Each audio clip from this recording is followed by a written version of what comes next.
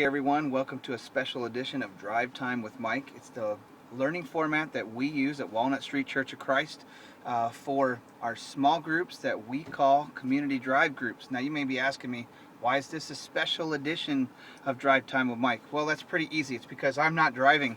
I'm currently sitting in the parking lot waiting on my daughters to get out of school, and I thought I would just share a few moments with you as we look at Luke chapter 2. I want you to read Luke chapter 2.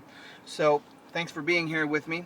As I'm looking at Luke chapter 2, here's what I see that sticks out to me. There is this expectancy. People are expecting to see God. Simeon in verse 25 is expecting to see the Lord's Christ.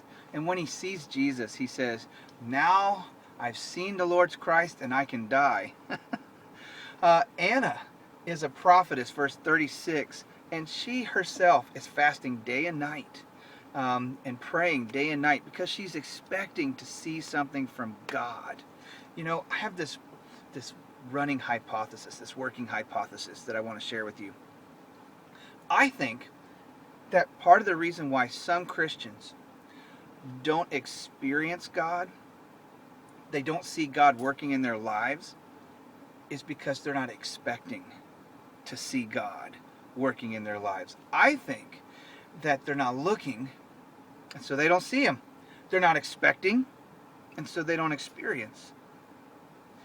You know, to combine with this, I want to share with you and talk for just a minute about a phrase that's found twice in this chapter. In verse 19 and verse 51, Luke says this about Mary. He says that she treasured these things up in her heart. What things are those things? What are those things? She treasured these things up in her heart.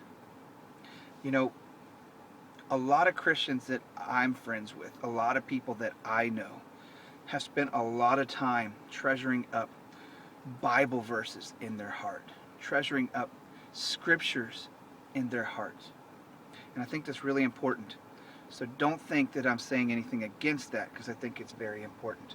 However, when Mary was treasuring things up in her heart, it had to do with her experiences with Jesus. Her experiences. The things that she experienced, that she witnessed, that she saw. She treasured those things up in her heart. And I think that's really important. I mean, let me say something to you. I think that any theology that doesn't leave room for a subjective experience with God is a worthless theology that doesn't match with the Bible and should be just thrown in the trash. Mary wasn't treasuring up Bible verses in her heart. She was treasuring up the experiences that she had. Now, this is really important. Now, let me explain the difference because you know, Luke is doing research here, okay? And as we go through the whole book of Luke, everything that he writes down is actually research that he does. Kind of like, almost like traditional research, if you will. You know, traditional research in the scientific field is a third party studying another third party and giving the results to yet another third party. Now, when we study the Bible, we're like traditional researchers because we're a third party. We're studying something that happened to certain people years and years and years and years ago. And oftentimes, me as the teacher, I'm imparting this to yet another third party, right? Right? That's traditional research. Yet, for scientists, there's another type of research that's often used. Traditional research is for the big general picture, so that you get the idea, and it's supposed to apply kind of everywhere, okay? But there's another type of research, and it's called action research. Now, action research isn't the third party studying another third party to make a report for yet another third party. Action research is where I get to actively engage as the researcher as part of the experiment. I get to experience it. Now, Luke, being the great researcher that he is, encounters this. He does this traditional research all the way up until you get to Acts 16:10. You should go there and look. And in Acts 16:10, there's this mention of we. And from that point, Luke, as the writer, is experiencing with Paul everything that he's writing about. Why would this be important to us?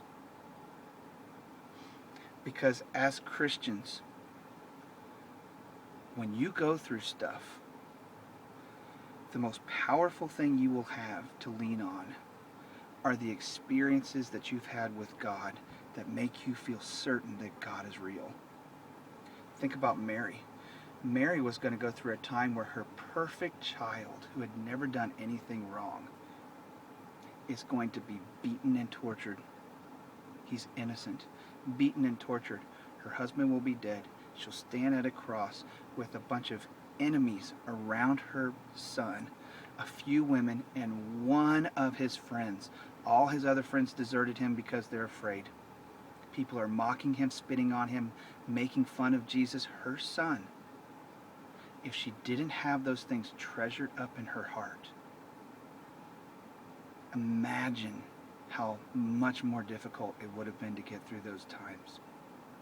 Any theology that states that any theology that leaves no room for subjective encounters and experience with God is a worthless theology that does not fit with the Bible. I encourage you to invest and engage in an experience. Know your Bible, study your Bible. It gives you the big general principles, and then engage and invest. Investigate. And God will give you these experiences that you can treasure up in your heart.